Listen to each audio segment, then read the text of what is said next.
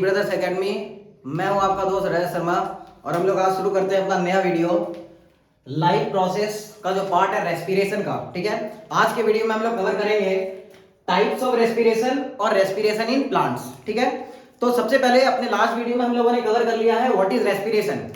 Respiration क्या था कि to release energy from the food, है ना, to release energy from the food, releasing energy from the food, releasing energy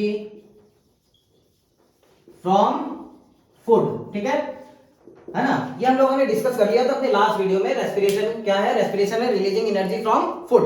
आज हम लोगों का डिस्कशन स्टार्ट होगा कि टाइप्स ऑफ रेस्पिरेशन है। तो there are two types of respiration. ठीक है, पहला जो टाइप है वो है हमारा एरोबिक रेस्पिरेशन। पहला जो टाइप है वो कौन सा टाइप है? वो है एरोबिक रेस्पिरेशन। देखो एरोबिक रेस्पिरेशन क्या होता है? जब रेस्पिरेशन के लिए किसका यूज होगा? जब रेस्पिरेशन के लिए यूज होगा ऑक्सीजन का, तब हम उसको बोलते हैं aerobic respiration. In aerobic respiration क्या होगा? ऑक्सीजन का यूज होगा। ठीक है, for the oxidation of food. ठीक है, तो क्या हो रहा है देखो, फूड के साथ क्या होगा? ऑक्सीजन कंबाइन होगा। ठीक है, बनेगा क्या मेरा? बनेगा कार्बन डाइऑक्साइड। ठीक है, बनेगा कार्बन डाइऑक्साइड। ठीक है, वाटर, और साथ में रिलीज होगी क्या? रिलीज होगा मेरा एनर्जी। ठीक है, ये हमारा रेस्पिरेशन है। ओके, देखो एरोबिक रेस्पिरेशन में क्या होगा? एरोबिक रेस्पिरेशन में सबसे पहले हम लोग देखो इसका इक्वेशन देख लेते हैं। जो ग्लूकोज है, ठीक है, जो ग्लूकोज है वो क्या होगा? उसका ग्लाइकोलाइसिस होगा। क्या हो रहा है? ग्लाइकोलाइसिस होगा। क्या होगा? ग्लाइकोलाइसिस। अच्छा, ग्लाइकोलाइसिस कहां पर होता है? ग्लाइकोलाइसिस होता है साइटोप्लाज्म में। ग्लाइकोलाइसिस होता है कहां पर? साइटोप्लाज्म में। ग्लूकोज यहां पर कितना है? ग्लूकोज है 1 मॉलिक्यूल ऑफ ग्लूकोज। ठीक है, 1 मॉलिक्यूल ऑफ ग्लूकोज जो है वो ब्रेक होकर के, है ना, बनाएगा पाइरुवेट। ठीक है, क्या बना रहा है? पाइरुवेट बनाएगा, और ये पाइरुवेट कितना है? 2 मॉलिक्यूल्स ऑफ पाइरुवेट का फॉर्मेशन होगा।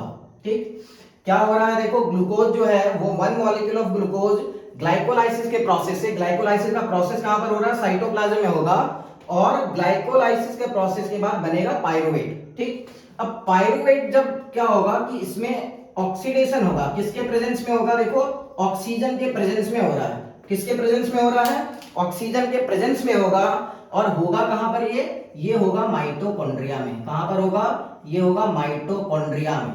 ठीक है, देखो ग्लूकोज से पाइरुवेट का जो फॉर्मेशन है वो मेरा साइटोप्लाज्म में होगा, और पाइरुवेट के बाद पाइरुवेट जब क्या होगा? ऑक्सीडाइज होगा, वो क्या होगा? ऑक्सीजन के प्रेजेंस में माइटोकॉन्ड्रिया में होगा, और बनेगा क्या? बनेगा वाटर। ठीक है, कार्बन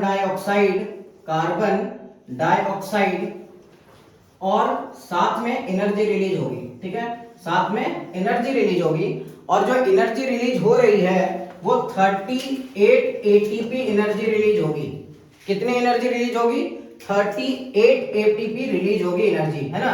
कितनी एनर्जी रिलीज हो रही है? 38 एटीपी एनर्जी रिलीज होगी। ठीक है, तो ये मेरा एरोबिक रेस्पिरेशन है। एरोबिक रेस्पिरेशन में क्या हुआ है देखो कि सबसे पहले ग्लूकोज जो है ना, उसका ग्लाइकोलाइसिस होगा साइटोप्लाज्म में, और उसके बाद साइटोप्लाज्म में जैसे ग्लाइकोलाइसिस कंप्लीट होगा तो पाइरुवेट का फॉर्मेशन होगा, और फिर माइटोकॉन्ड्रिया में ऑक्सीजन के प्रेजेंस में क्या होगा? एनर्जी प्रोड्यूस होगी। ठीक है, चलिए ये हो गया हमारा एरोबिक रेस्पिरेशन। नेक्स्ट जो हमारा रेस्पिरेशन है वो है एनएरोबिक रेस्पिरेशन। देखो देखते हैं एनएरोबिक रेस्पिरेशन क्या है और कैसे कैसे होगा। एनएरोबिक रेस्पिरेशन क्या है? जब फूड का ऑक्सीडेशन होगा लेकिन ऑक्सीजन के प्रेजेंस में नहीं होगा, तब हम उसको बोलते हैं एनएरोबिक रेस्पिरेशन। नेक्स्ट क्या है हमारा? Anaerobic respiration. ठीक है, एनएरोबिक रेस्पिरेशन। ठीक है, ये कब होगा? ये होगा हमारा अब्सेंस ऑफ ऑक्सीजन में। ठीक है, अब्सेंस ऑफ ऑक्सीजन में। देखो एक बात यहां पर क्लियर हो जाती है कि एरोबिक रेस्पिरेशन क्या है? मोस्ट ऑफ द ऑर्गेनिज्म जो है ना वो कौन से रेस्पिरेशन को परफॉर्म करते हैं? वो एरोबिक रेस्पिरेशन को करेंगे। एनएरोबिक रेस्पिरेशन को कुछ ही ऑर्गेनिज्म से जो परफॉर्म करते हैं, बेसिकली यूनिसेलुलर ऑर्गेनिज्म जो है कुछ वो परफॉर्म करेंगे, और ये अब्सेंस ऑफ ऑक्सीजन में होगा। तो जो एरोबिक रेस्पिरेशन करने वाले ऑर्गेनिज्म है वो क्या है? ऑक्सीजन के बिना जो है लिविंग नहीं रह सकते, और जो एनारोबिक रेस्पिरेशन वाले हैं उनको जिंदा रहने के लिए ऑक्सीजन की ऐसी कोई खास नीड नहीं होगी। अब देखो एनाएरोबिक रेस्पिरेशन जब किस में हो रहा है, मान लेते हैं कि यूनिसेल्युलर ऑर्गेनिजम्स में हो रहा है। यूनिसेल्युलर ऑर्गेनिज्म जैसे कि मान लेते हैं कि यीस्ट में अगर क्या हो रहा है, ये हो रहा है, ठीक है ना, किस में हो रहा है, यीस्ट में अगर हो रहा है तो क्या होगा कि सेम प्रोसेस होगा। सबसे पहले क्या होगा, जो ग्लूकोज है ना, उसका साइटोप्लाज्म में, उसका क्या होगा कि साइटोप्लाज्म में, है ना, ग्लाइकोलाइसिस का प्रोसेस होगा। यहां पर भी सेम वही, और फिर से वही बनेगा क्या, पाइरुवेट बनेगा, सेम वही बनेगा पाइरुवेट। वन मॉलिक्यूल ऑफ क्या है, वन मॉलिक्यूल ऑफ ग्लूकोज, वो कन्वर्ट हो जाएगा टू मॉलिक्यूल्स ऑफ किसमें, पाइरुवेट में, ठीक है।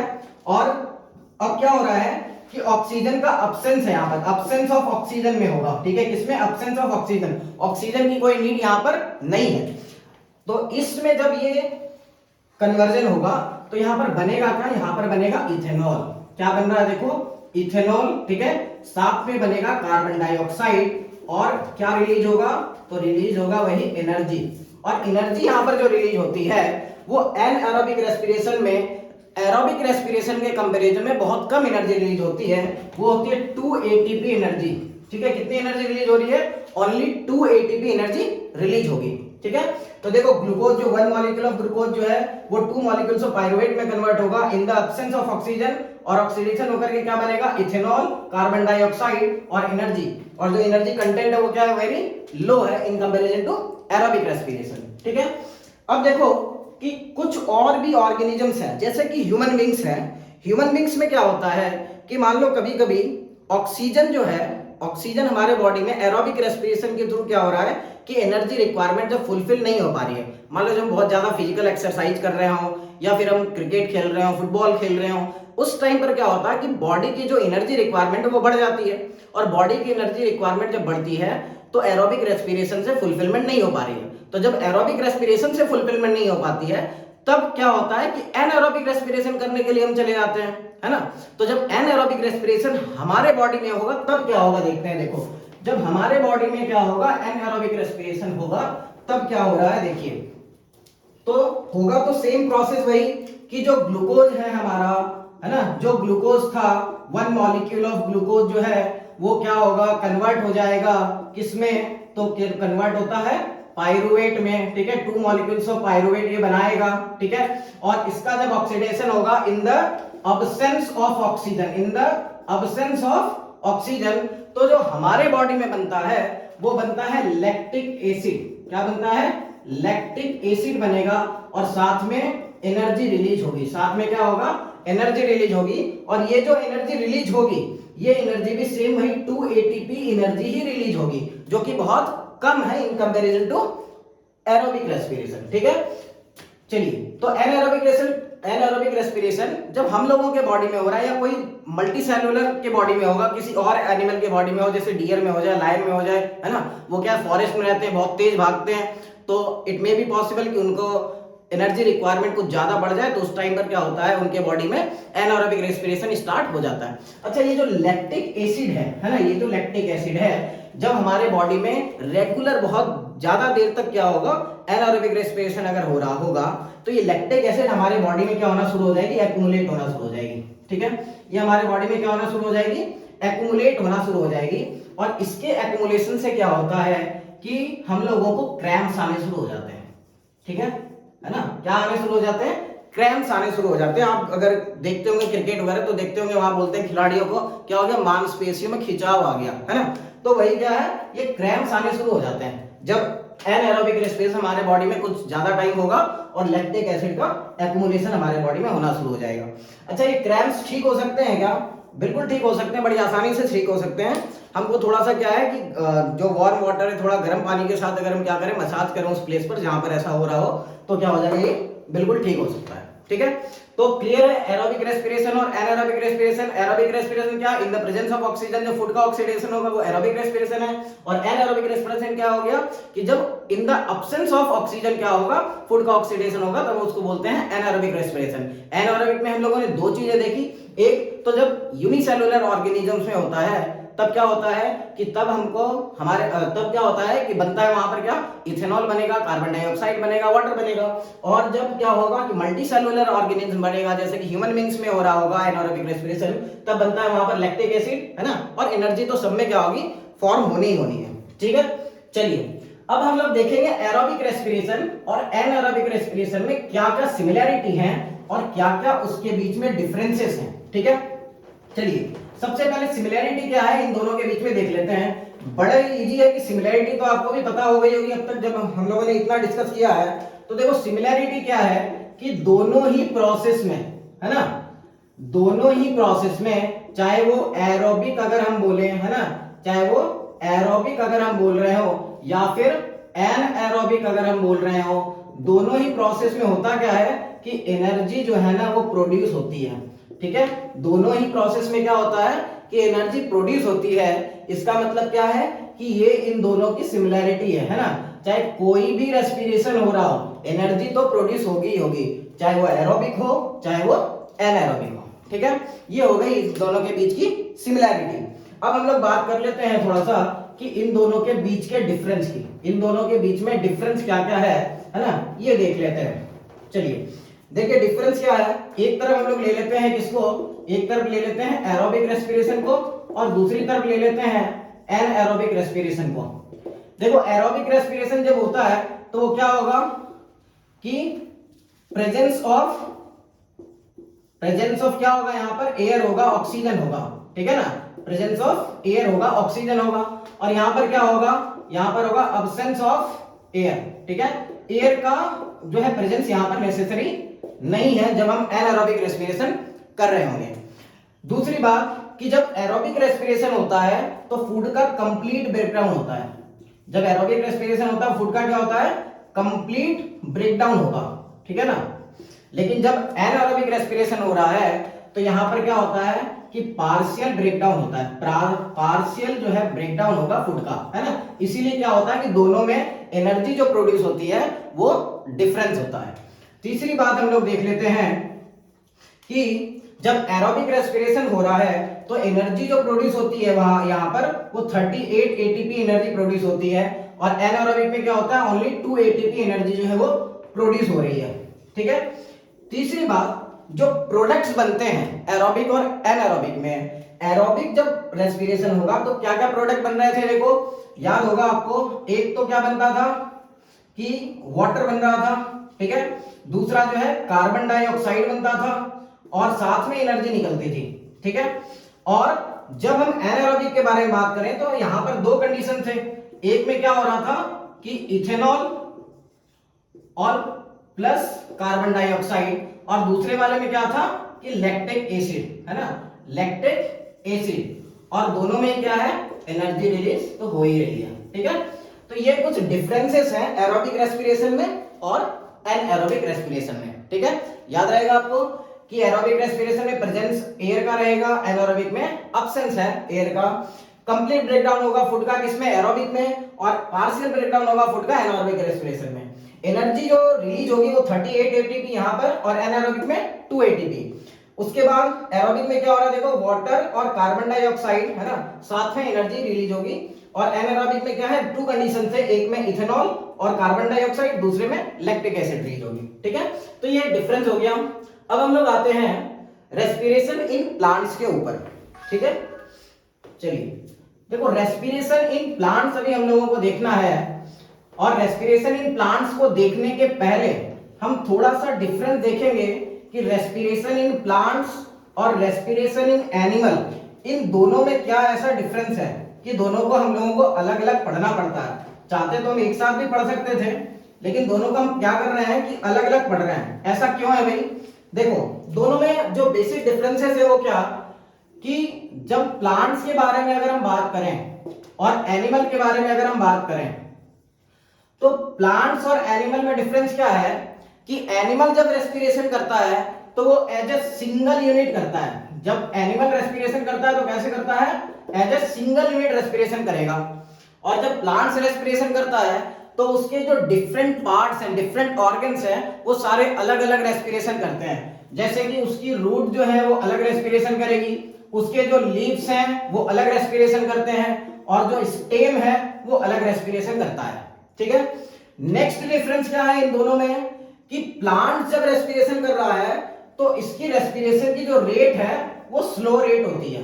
रेस्पिरेशन की जो रेट है इसकी क्या है, स्लो रेट है, और एनिमल जब रेस्पिरेशन करता है इसकी जो रेट है वो क्या है, फास्ट रेट के साथ ये क्या करता है, रेस्पिरेशन करता है। ठीक है, अब इसके बाद क्या है कि प्लांट्स में बहुत ज्यादा दूर तक जो है ना क्या होता है कि एयर जो ट्रांसपोर्ट नहीं होती है, एयर का जो ट्रांसपोर्टेशन होगा, ऑक्सीजन का जो ट्रांसपोर्टेशन होगा वो लॉन्ग डिस्टेंसेस में नहीं होगा, शॉर्ट डिस्टेंसेस में होगा, क्योंकि इसके तो सारे पार्ट्स अलग अलग रेस्पिरेशन कर रहे हैं, तो बहुत ज्यादा लॉन्ग डिस्टेंस जाने की जरूरत नहीं है। लेकिन एनिमल में जब रेस्पिरेशन होगा तो यहाँ पर एयर जो है वो लॉन्ग डिस्टेंस को ट्रेवल करेगी। ठीक है, क्या करेगी, लॉन्ग डिस्टेंस को ट्रेवल करेगी। ठीक है, तो ये कुछ डिफरेंस थे प्लांट और एनिमल के रेस्पिरेशन में। अब हम लोग देखेंगे रेस्पिरेशन इन प्लांट। तो रेस्पिरेशन इन प्लांट में देखो हम लोगों ने देखा क्या कि प्लांट जब रेस्पिरेशन कर रहा है तो वो सिंगल यूनिट की वजह से नहीं करता है, वो सारे अलग अलग रेस्पिरेशन करते हैं। जैसे रूट अलग रेस्पिरेशन कर रहा है और लीव्स अलग रेस्पिरेशन कर रहे हैं, और स्टेम जो है वो क्या करता है, अलग रेस्पिरेशन करता है। तो सबसे पहले हम लोग देख लेते हैं कि रूट कैसे रेस्पिरेशन करता है। ठीक है, पहले हम लोग देख लेते हैं क्या कि रूट कैसे रेस्पिरेशन कर रहा है ना। देखो रूट कहां पर प्रेजेंट होता है, अंडर द ग्राउंड प्रेजेंट है ना, मतलब सॉइल के पास प्रेजेंट है। और सॉइल में क्या होता है, सॉइल में क्या होता है कि जो सॉइल पार्टिकल्स जो है, सॉइल पार्टिकल्स जो है उनमें प्रेजेंट होता है क्या, उनमें प्रेजेंट होता है एयर। ठीक है, जो सॉइल पार्टिकल्स है उनमें प्रेजेंट होती है एयर, है ना। वो जो एयर प्रेजेंट होती है तो रूट के जो लास्ट में प्रेजेंट है ना, रूट के जो एक्सटेंशंस हैं उसको हम लोग बोलते हैं रूट हेयर। ठीक है, रूट के जो एक्सटेंशंस है वो क्या है, रूट हेयर है। रूट हेयर क्या होते हैं, ये रूट हेयर डायरेक्ट कांटेक्ट में होते हैं किसके, सॉइल के, है ना। अब देखो जो सॉइल पार्टिकल्स के बीच में एयर प्रेजेंट है वो एयर क्या होता है, डिफ्यूजन के प्रोसेस से। कौन से प्रोसेस से, वो डिफ्यूजन के प्रोसेस से, है ना। डिफ्यूजन का प्रोसेस क्या होता है आपको पता होना चाहिए, है ना। क्या होता है, ट्रांसपोर्ट ऑफ, है ना, anything from higher concentration to lower concentration. ठीक है, तो डिफ्यूजन के प्रोसेस से क्या होगा, ये जो सॉइल पार्टिकल्स के बीच में एयर प्रेजेंट है ये रूट हेयर में आएगी, और रूट हेयर में आने के बाद रूट के जितने भी सेल्स हैं, रूट के जितने भी सेल्स हैं, है ना, उनमें ट्रांसपोर्ट हो जाएगी। ठीक है, डिफ्यूजन के प्रोसेस से धीरे धीरे आएगी, है ना। अच्छा, डिफ्यूजन के प्रोसेस से कैसे आ रही है, क्योंकि रूट का जो पार्ट था वहां पर तो कंसंट्रेशन ऑफ एयर क्या बहुत कम होगा, और सॉइल पार्टिकल्स में कंसंट्रेशन ऑफ एयर क्या है, ज्यादा है, तो हायर कंसंट्रेशन से किधर, लोअर कंसंट्रेशन की तरफ मूवमेंट होगा। ठीक है, तो रूट में इस तरह से क्या होता है, रेस्पिरेशन होगा। अच्छा, जब भी रेस्पिरेशन होगा तो कार्बन डाइऑक्साइड यहाँ पर प्रोड्यूस होगा। अब कार्बन डाइऑक्साइड जो प्रोड्यूस होगा वो भी सेम प्रोसेस से, है ना, इसी सेम प्रोसेस से वापस से क्या होगा, सॉइल में चला आएगा। ठीक है, नेक्स्ट जो रेस्पिरेशन है वो हम लोग देखेंगे रेस्पिरेशन इन स्टेम। ठीक है, प्लांट्स के स्टेम में कैसे रेस्पिरेशन होगा, प्लांट्स के स्टेम में कैसे रेस्पिरेशन होगा। देखो प्लांट्स में जो स्टेम है वो दो तरह के स्टेम मिलते हैं। ठीक है, प्लांट्स के जो स्टेम है वो दो तरह के स्टेम है। एक तो स्टेम होगा कैसा, वो ग्रीन कलर का स्टेम हो सकता है। ठीक है, एक स्टेम कैसा होगा, वो ग्रीन कलर का स्टेम हो सकता है, और एक आप जो जनरली देखते हैं, है ना, जो ब्राउनिश कलर का स्टेम मिलता है आपको वो। ठीक, तो जो ग्रीन कलर का स्टेम है वहां पर प्रेजेंट होता है स्टोमाटा। ठीक है, क्या प्रेजेंट होता है, स्टोमाटा प्रेजेंट होगा, और जो ब्राउन कलर का स्टेम है वहां पर प्रेजेंट होते हैं लेंटिसेल्स। ठीक है, क्या प्रेजेंट होते हैं, लेंटिसेल्स प्रेजेंट होते हैं। तो जो ग्रीन स्टेम्स हैं जहां पर स्टोमाटा प्रेजेंट है, तो स्टोमाटा को हमने देखा है कि stomata is a part which helps the plant in the gases exchange. तो यहां पर भी वो क्या करेगा, गैसेस एक्सचेंज करने वाला है। गैसेस एक्सचेंज मतलब क्या कि ऑक्सीजन को क्या करेगा, ऑक्सीजन को अंदर लेगा और कार्बन डाइऑक्साइड को आउट करेगा, है ना। ऑक्सीजन जो है यहाँ पर क्या होगा, इन होगा, और कार्बन डाइऑक्साइड क्या होगा, यहाँ पर आउट होगा। ठीक है, ये स्टोमाटा करेगा। अच्छा, जो प्लांट जो ब्राउनिश स्ट्रक्चर है, जो वहां पर प्लांट के जो बड़े प्लांट्स हैं, जो ट्री है ना, वहां पर बार्क में उसके प्रेजेंट होता है लेंटिसेल। लेंटिसेल भी सेम काम करता है कि ऑक्सीजन क्या होगा, ऑक्सीजन को लेगा और कार्बन डाइऑक्साइड को रिलीज करेगा। प्रोसेस सेम वही लगेगा यहाँ पर भी कि डिफ्यूजन के प्रोसेस से ये सारे काम हो रहे हैं। ठीक है, प्लांट्स के लीव्स में भी जो रेस्पिरेशन हो रहा है वो स्टेम में भी जो रेस्पिरेशन हो रहा है वो कैसे, तो डिफ्यूजन के प्रोसेस से होगा। नेक्स्ट जो हमारा रेस्पिरेशन है वो है रेस्पिरेशन इन लीव्स का। ठीक है, किसका रेस्पिरेशन है, देखो वो है रेस्पिरेशन इन लीव्स।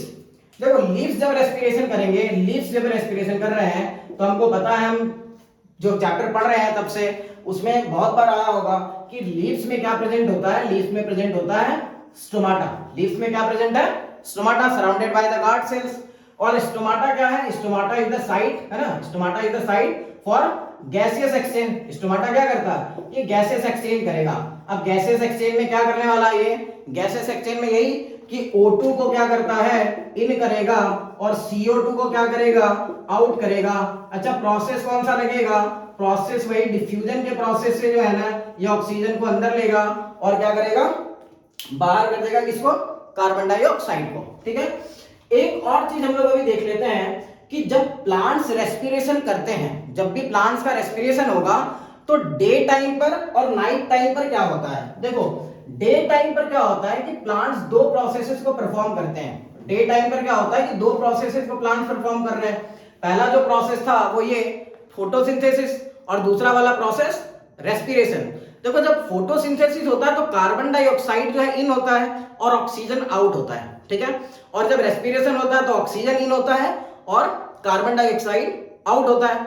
तो डे टाइम पर क्या हो रहा है? दो प्रोसेसेस चलते हैं एक साथ। और नाइट के टाइम पर क्या होता है? सिर्फ एक ही प्रोसेस होता है और वो रेस्पिरेशन का होता है ना, क्योंकि रात में तो सनलाइट होगी नहीं तो फोटोसिंथेसिस होता नहीं है। तो रात के टाइम पर और दिन के टाइम पर क्या हो रहा है? देखो कि डे टाइम में, है ना, डे टाइम में और नाइट के टाइम में देखो क्या हो रहा है। तो पहले नाइट का देख लेते हैं। नाइट में क्या होगा? प्लांट क्या करेगा? सिर्फ और सिर्फ जो है ना, ये ऑक्सीजन जो है इन होगा इसमें और कार्बन डाइऑक्साइड क्या होता है? वो आउट होगा। ठीक है। नाइट के टाइम में ये होगा। और डे टाइम पर क्या होता है कि जो ऑक्सीजन प्रोड्यूस हो रहा है ना, वो बाहर जाता है। जो ऑक्सीजन प्रोड्यूस हो रहा है वो बाहर जाएगा और जो कार्बन डाइऑक्साइड क्या हो रहा है? बन रहा है, वो उसको यूज कर लेता है। ड्यूरिंग रेस्पिरेशन जो कार्बन डाइऑक्साइड प्रोड्यूस हो रहा है वो उसको यूज कर लेता है। तो कार्बन डाइऑक्साइड इस समय पर क्या होता है? वो इन होता है और ऑक्सीजन जो है यहाँ पर क्या होगा? ये आउट होगा। ठीक है। Is it clear? Day time पर और नाइट टाइम पर क्या दो अलग अलग चीजें होंगी? डे टाइम पर फोटोसिंथेसिस भी होगा, रेस्पिरेशन भी होगा, लेकिन नाइट के टाइम पर क्या होगा कि फोटोसिंथेसिस नहीं होगा, सिर्फ रेस्पिरेशन होगा। इसीलिए ऑक्सीजन इन होता है और कार्बन डाइऑक्साइड आउट हो जाएगा। और डे टाइम पर दोनों प्रोसेस हो रहे हैं, है ना, तो दोनों प्रोसेस जब होंगे तो फोटोसिंथेसिस क्या होगा? फोटोसिंथेसिस भी होगा, रेस्पिरेशन भी होगा। इसलिए वहां पर क्या होगा कि कंसंट्रेशन ऑफ कार्बन डाइऑक्साइड जो है ना वो ज्यादा चाहिए, इसलिए वो इन करता है और ऑक्सीजन जो है वो आउट होता है। ओके, चलिए, तो आज का ये हम लोगों का जो लाइव प्रोसेस का पार्ट था रेस्पिरेशन, है ना, रेस्पिरेशन इन प्लांट्स वो कंप्लीट हो गया। नेक्स्ट वाले लेक्चर में हम लोग देखेंगे रेस्पिरेशन इन एनिमल्स। ठीक है। और आप सबको हैप्पी रिपब्लिक डे।